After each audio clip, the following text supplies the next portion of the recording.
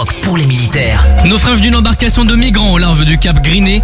Hier, en fin de matinée, une embarcation de migrants a été signalée avec des personnes en difficulté à son bord au large du Pas-de-Calais. Le Centre régional opérationnel de surveillance et de sauvetage maritime, dit CROSS, a engagé plusieurs moyens nautiques et aériens pour renforcer le dispositif de recherche et de sauvetage.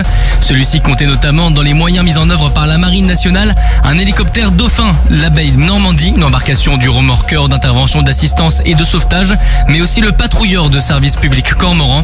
Les moyens de la Marine nationale sont quasi quotidiennement mis en œuvre pour porter assistance à des embarcations transportant des migrants. Des actions malheureusement parfois insuffisantes. Au total, 53 personnes ont été secourues sur les 65 naufragés. 12 victimes sont donc à déplorer. Plusieurs rescapés ont nécessité une prise en charge médicale d'urgence. Un poste médical avancé a donc été mis en place à Boulogne-sur-Mer. Et une nouvelle médaille d'or pour la France grâce à l'Armée des champions.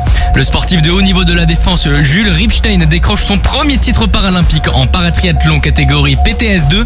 Hier également, l'agent sur contrat Thibaut Rigaudot a remporté la médaille d'argent en paratriathlon catégorie PTVI2. Lucas Mazur conserve lui son titre olympique en parabadminton après avoir décroché le bronze en double aux côtés de sa coéquipière Faustine Noël. Enfin, la technicienne supérieure d'études et de fabrication Manon Geneste a décroché la médaille de bronze en saut en longueur femme catégorie T37.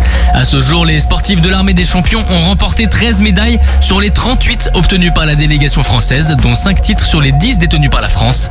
La France est désormais dans le top 5 au classement des médailles. Et la France conclut une vente de 12 Rafales avec la Serbie.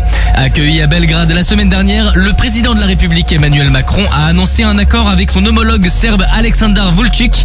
Une poignée de main qui vient sceller l'acquisition de 12 avions de combat Rafale par le pays des Balkans. La Serbie devient ainsi le 7e pays à s'équiper du fleuron de l'armement aérien français.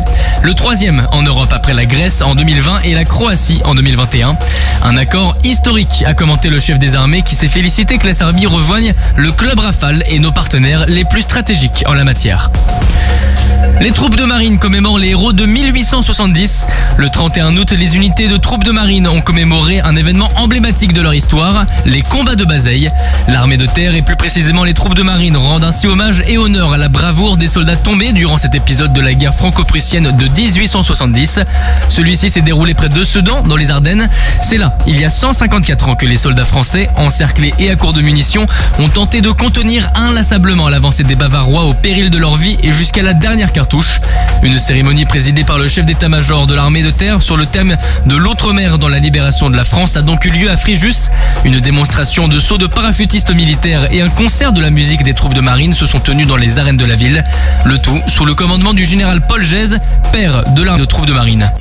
Sur terre, sur mer, comme dans les airs. Skyrock PLM, en équipe avec Uneo, la mutuelle des forces armées.